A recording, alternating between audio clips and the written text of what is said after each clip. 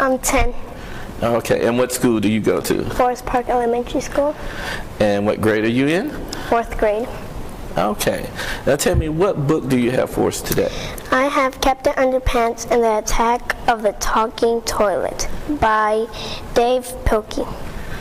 Okay. Now, have you read any other books from that series? I know that's a series. Have you read any other books from that series? Yes. Okay. Now, what do you think was the most exciting part? It was when Captain Underpants was fighting for his city, so the talking toilets won't destroy their city. Okay. And who was your favorite character? Captain Underpants. Okay. Did this book teach you any lessons? No. Just pure entertainment. It was just a good read. Okay. Now, do you think that book will make a good movie? Yeah, because a lot of kids like action and funny books and movies. Okay.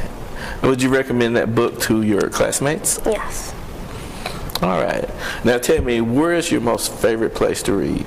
In my room where it's peaceful and quiet. Okay. Now, could you give me just a little summary before we start reading? Could you give me a little summary? It was about one day 2 kids named George and Harold. They made a comic book and they were selling it, and they sold a lot, so a lot of kids started reading the comic books, and Mr. Krupp didn't like them selling comic books and giving kids comic books, so he got mad, and George and Harold bought a ring that hypnotized Mr. Krupp to make him to Captain Underpants.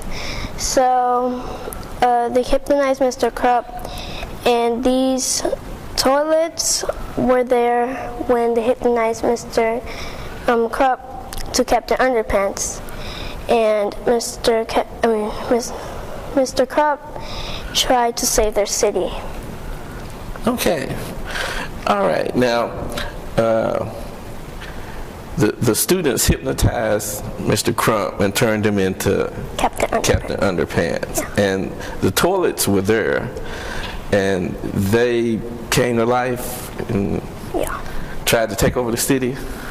Okay, I always wondered about that book now. Well, let me get you to read a couple of pages for us, okay? Captain Underpants and the Attack of the Talking Toilets by Dave Pilkey. Hello, before you read this book, there's something you should know. So Harold and I have created this information pamphlet to fill you in on the details. Please don't let this comic book fall into the wrong hands.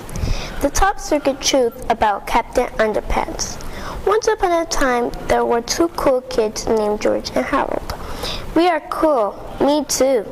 They made their own comic books about a superhero named Captain Underpants. Everybody thought their comics were funny, except for their mean old principal, Mr. Krupp. One time, Mr. Krupp was being mean to George and Harold, so they bought the 3D hypnotized ring. They hypnotized Mr. Krupp.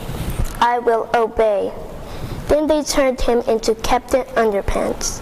But Mr. Krupp thought he really was Captain Underpants. He jumped out the window to fight crime. Uh-oh. George and Harold tried to stop him, but they had to save the world first. When they got back to school, George poured water on Captain Underpants' head. He turned back into Mr. Krupp.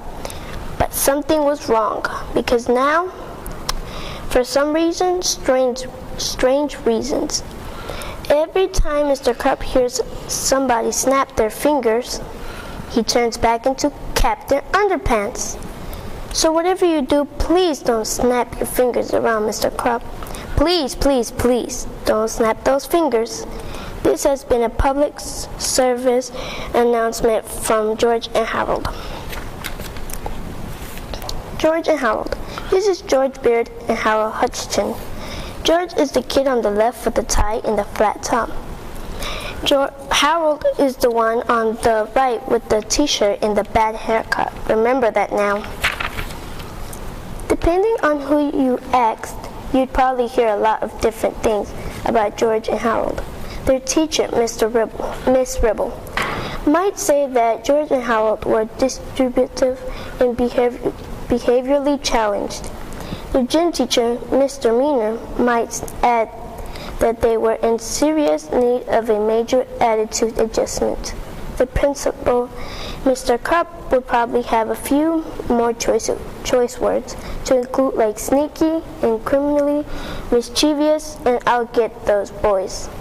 If it's the last thing well, you get the idea.